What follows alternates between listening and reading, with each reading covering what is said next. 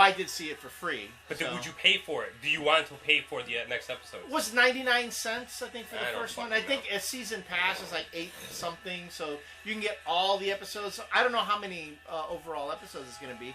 If it comes out to around 99 cents an episode, I wouldn't feel ripped off by it. But would you pay to see the rest of it? Probably. I probably You're will. just saying that now to fucking piss me off. Because you're not going to see what down. happens next. Yeah, I'm sure you I'll do. probably get the season pass. I'll probably get the season pass so I can get all the rest of the episodes. Bullshit. I will. No. And to address, I know somebody had addressed on I don't know if it was on our blog or somebody else's blog. Again, you bring up the point about Jessica Drew feeling that she's the most screwed over person in the universe now, and Wolverine is no longer the most screwed over person in the universe. And somebody brought up Silver Surfer. Man, can't top that. Okay, which is it's true. Yeah. But here's one. First, everybody knows when you're going through shit, okay, you are the most screwed over person in the universe. You always feel that way, and that especially speaks to teenagers, okay? Sorry, but, when it's the end of the world, it's the end of the world for teenagers. Fine. And then, does Jessica Drew know the Silver Surfer? Does she even know what the guy does? Does she even know his origin? How is she going to say, oh, wait a minute, Wolverine's not really the most screwed over person in the universe? When you have the story, when you have that monologue starting off the story, I already could give two shits. Because, oh, woe is me.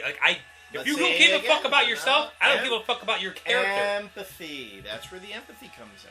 But she's a whiny bitch. She's having a down moment. She's by herself in a friggin' seedy motel.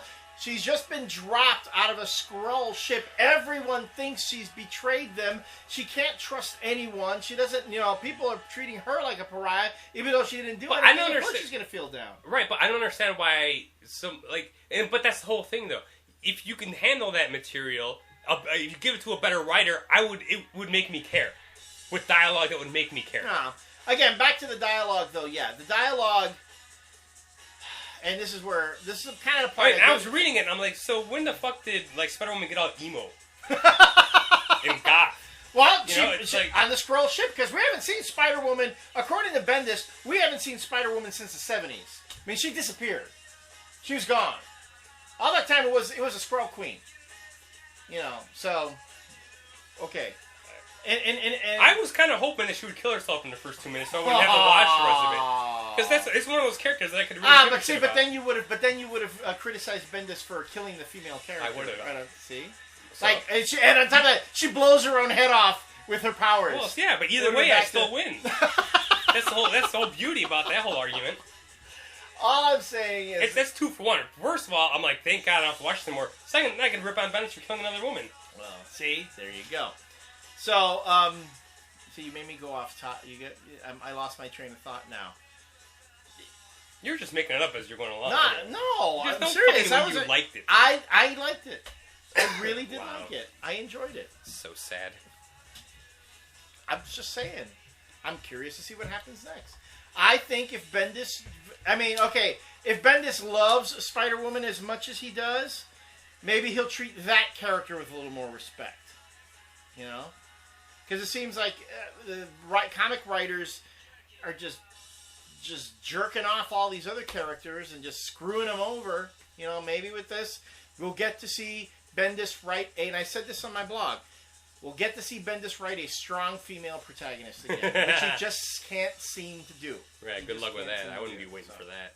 Anyway, I did. But, he has 2 females in that story. And just, listening to them, I don't want to... Again, it could have been anybody talking to anybody. You brought me back. You brought me back to my original point. Yes, the dialogue, you're right. Listening to it was Tarantino light. It was not even. It tried to be. It tried so hard to be. It was not Tarantino light. It was generic brand Tarantino. But it was trying. But again, getting back to the whole pretentious thing, it was trying so hard to be clever, and that's when I hate Bendis at the most. Is when he tries to be clever. And it just doesn't work. Well, see, but that's the thing. And again, like I said, those 2 characters could have been interchangeable. They could have been anybody. They could have been anybody talking to each other with the same conversation, and I still wouldn't want to kill myself. I don't know. I mean, I would love to see them take that that process and apply it to, let's say, some of the classic Power stuff. Because that's Bendis doing really good dialogue. You know, the stuff between Christian and Dina, I'd like to see them do that in that type of radio style. Because that's what it felt like. The Spider-Woman felt like a radio play. And if you've ever heard any old radio stuff, the acting's not all that great in that. You know, they exaggerate things because they know it's going to be over the radio. Yeah, but this isn't over the radio, though. They're showing you little pictures, and they're moving them just a little bit so they can call it a motion comic. But by definition, there is motion, and it is comic art. Technically, it is a motion comic. So, if I read a Bendis comic, just a regular comic, and it gives me a bowel movement, can I call it a motion comic? By your terms. But in theory, I guess every Bendis no, comic. No, it becomes a BM comic. Still movement, still motion. It's all the same. Wow. I'll shut you up by your little comic. You almost literally pulled that one out of your ass. I would really try to one-up you with all the bad puns, but I think this is going on long enough. We'd be going on all night, and that's not good. I can't think of a better way to end it. Me either. So, folks, thank you for bearing with us. Thanks for joining us here. Thank you for your comments about the blog. And yes, Mr. Melendez here actually took it upon himself to give it a nice new look. I enjoyed it.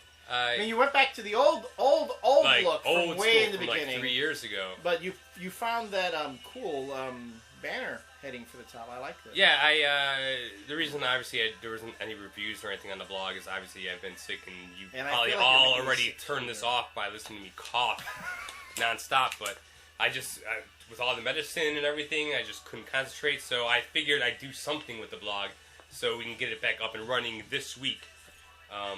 So thank you for bearing with us on that, and hopefully everything will be back to normal.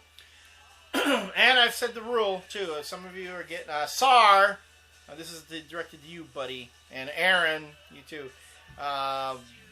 When a video hits 300 views, I'll post a new one. So if it hits 300 views in one day, I post a new one the same day. If it takes a day and a half or 2 days... that's when the next one goes up. So tell your friends. Or go to the public library and like log on to 10 different computers. And do it. Yeah, and run them. I don't care how.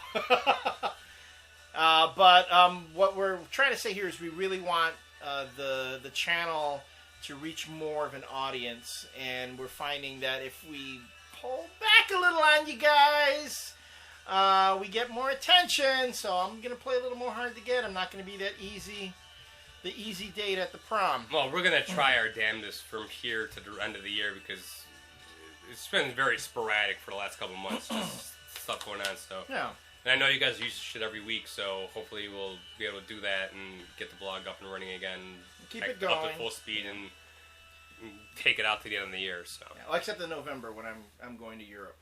And I'm going to visit Fanboy D in London. So how long is that going to be? I'll be gone for about a week and a half. But you'll still have. Oh, you can do the show with Fanboy D. I'm waiting for Fanboy D to offer. So, all right, folks. Thanks again. And as we said before, we read all your comments, all your emails, all your direct messages. You can also find Jose and I on Facebook. We're not hard to find. As well as you can follow me on Twitter at Twitter/GeekToMe. We got to get you a Twitter account. Yeah. So until the next time, this has been Elliot and Jose coming to you from the Nerd Cave in Streamwood, Illinois. We hope to see you again soon.